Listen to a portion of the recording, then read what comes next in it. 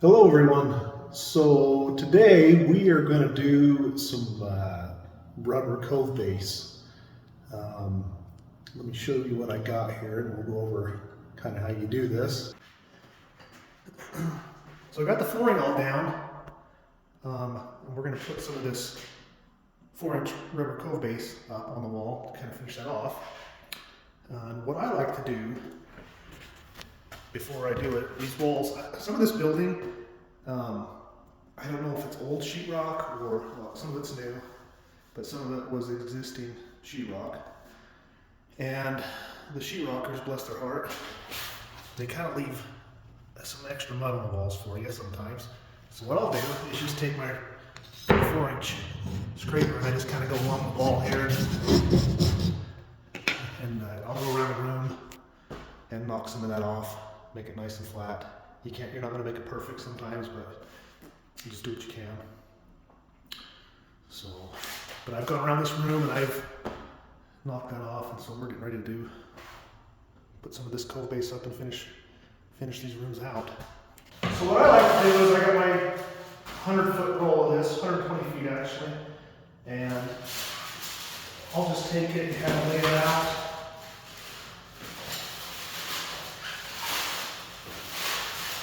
Along the edge there. And you want to store this stuff with the top side on the floor like that. That's how they want you to store this. So I just make it a habit of leaving it like that all the time when I'm doing it. It probably, if you're out the other way for a short period of time, it probably isn't going to matter. But if you gotta, store half a roll, you want to make sure you have it the right side up.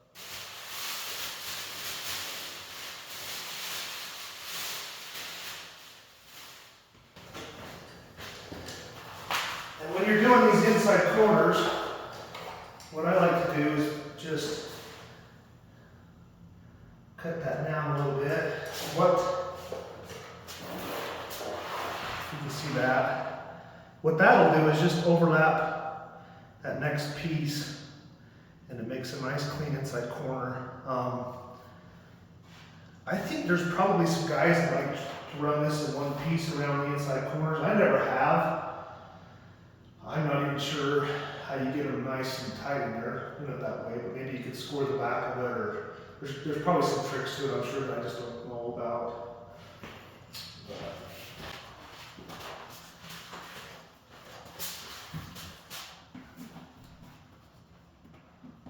And of course, these corners, they're just not, sometimes you just gotta make little adjustments to get it in there tight with. I just use my knife and trim a little bit off where I need to try to get those in there nice and tight.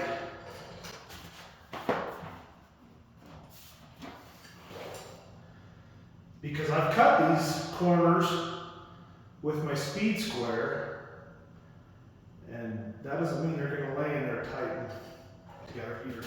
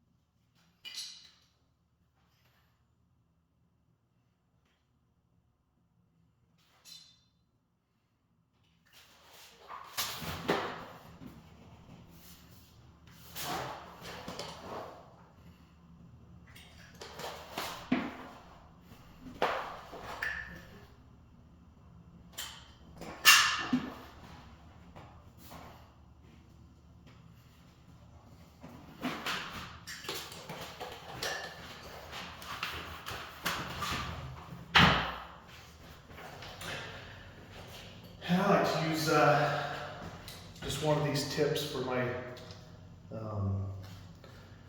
putting the cove base adhesive on. So if you're putting this up in your house or wherever you're doing it, make sure you use wall-based adhesive. Because if you don't, if you try to use construction adhesive or something like that, it's not going to stick.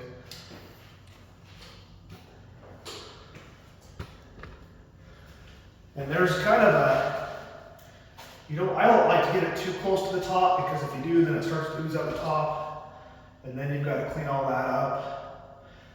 I mean, this is water soluble, so it is easy to clean up, but I'd rather not have to go back and do it.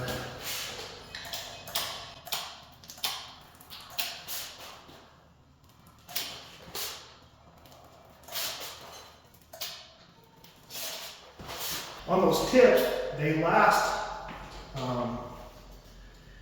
you can keep using them, but you've got to, when you're done for the day or whatever, you've got to tape the end up just to keep them from drying out.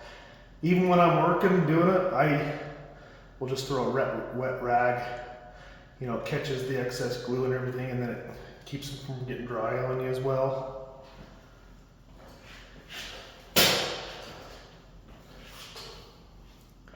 So I've got a nice even 3 rows of adhesive on there. And I usually stop maybe 1.5 feet away from the wall.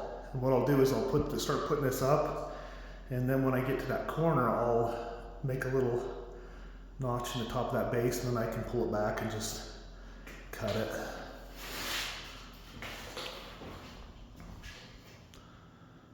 So we'll just go ahead and work that onto the wall there.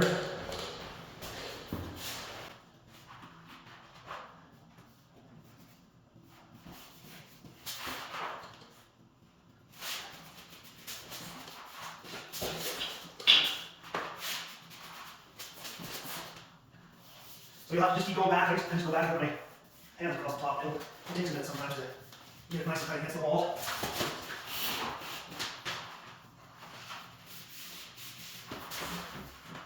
I just put it in the corner.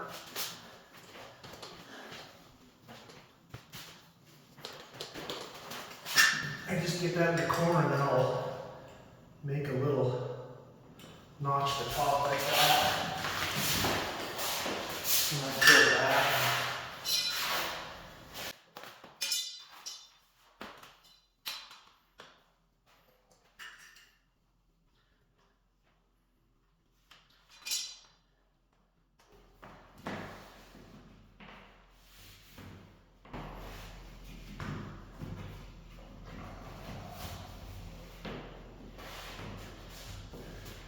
A little tight there at the bottom. There's a little extra sheetrock mud in there, of course.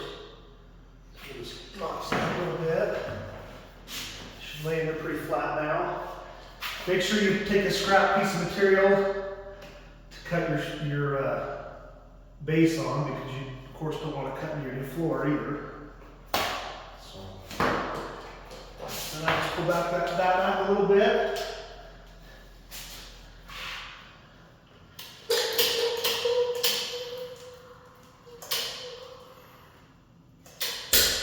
My glue on there, and you're done for that wall.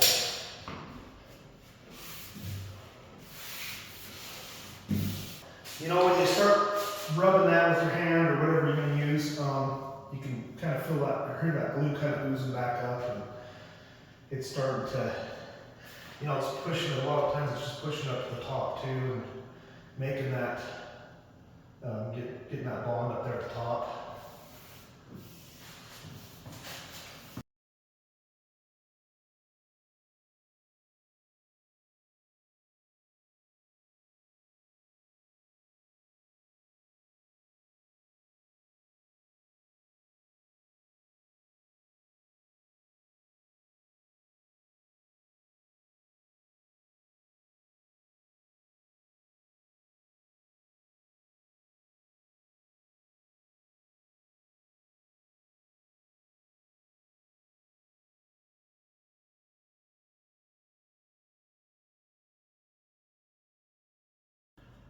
So I got this all against that wall, and it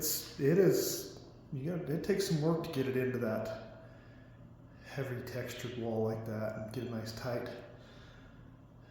bond at the top. I usually just I mean, I guess you could just take your square and cut them, but I usually just run my knife down it.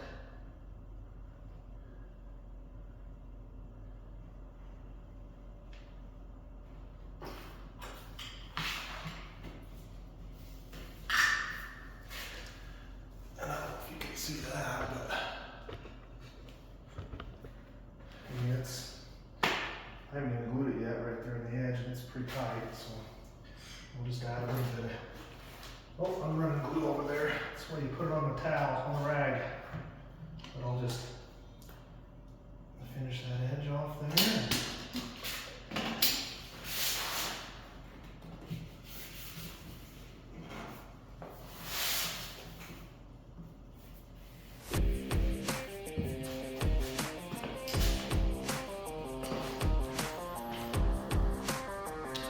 This room is done.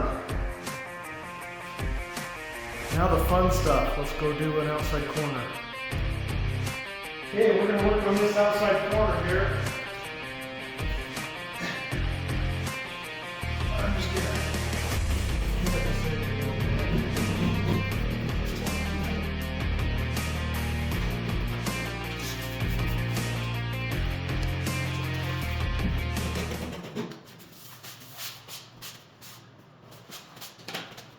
roll out material.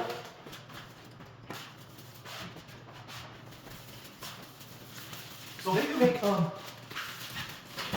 molded outside corners. I've used it before. I think I prefer just keep it one piece. To me, I think it looks better, but everybody has an opinion on that.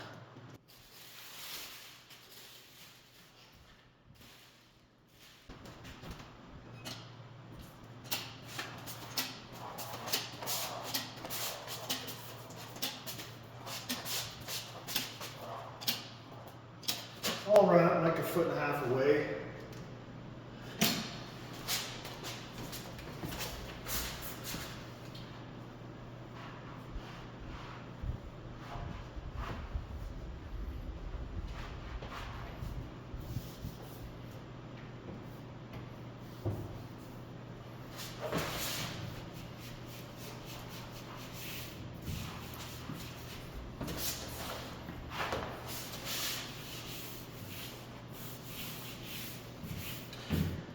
Now on these corners, the inside and outside corners, they make cutters for those.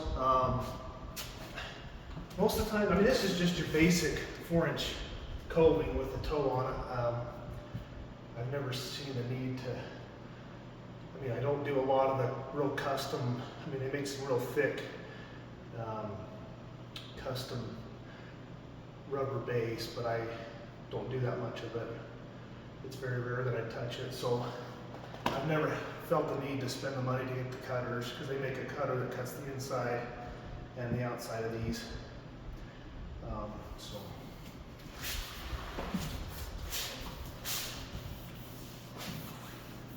I'll rub that in a little bit here.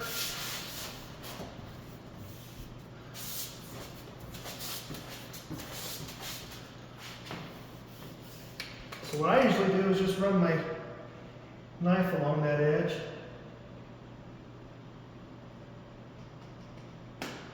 Just score it a little bit.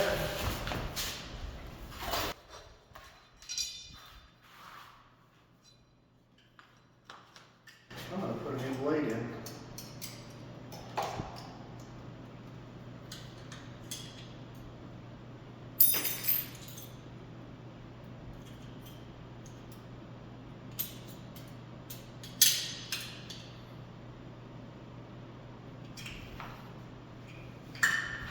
And then I'll just cut into that just a little bit.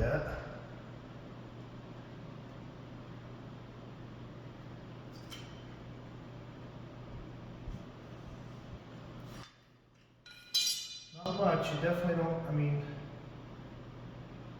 we don't want to cut through the material on the front side. And then you can just take it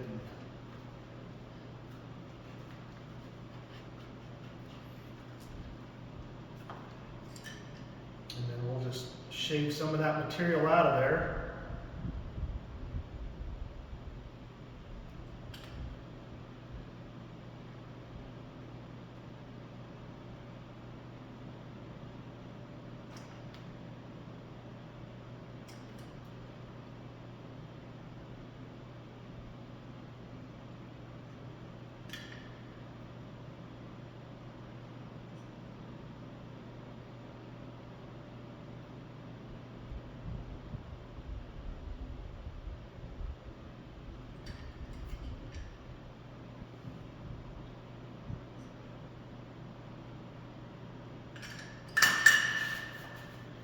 So see that?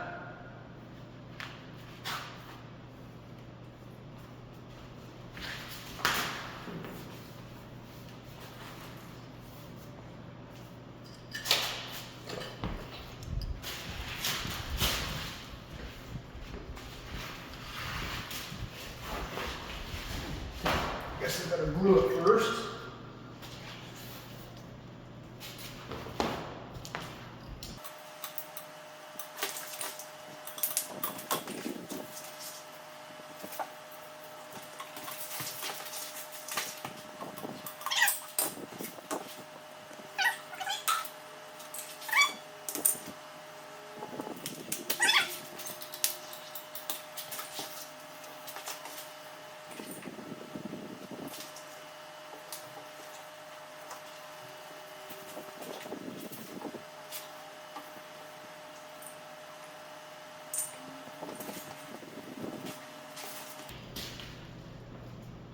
But that's about it. On the outside corners, I'll work that over a little bit more there and get that, rub the top of that in so that get a nice tight bond.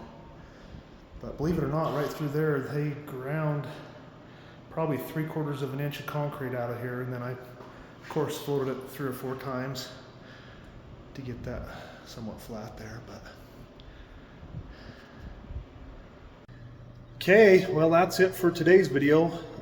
Hopefully that was helpful to someone. You get in a groove. I mean, I can usually do 500 feet, or I mean, I don't know how much I could do in a day. And there's guys out there that run circles around me that do nonstop commercial stuff. But hopefully this is helpful if somebody's got a little bathroom or something they need to do, and laundry room, whatever. This stuff works great. You don't, it'll handle the water that you might have in those areas. But thanks for watching. Please subscribe and hit the like button. Haven't put a video up for a week or two. It's just been crazy. Been under the weather a little bit, and then just some other things come up. But I'll keep putting videos. I got some carpet jobs coming up, and some other types of flooring. I got some ceramic tile jobs coming up. So I'll try to post some videos on the way I do some of those jobs. But thanks for watching, and we'll see you on the next one. Thanks.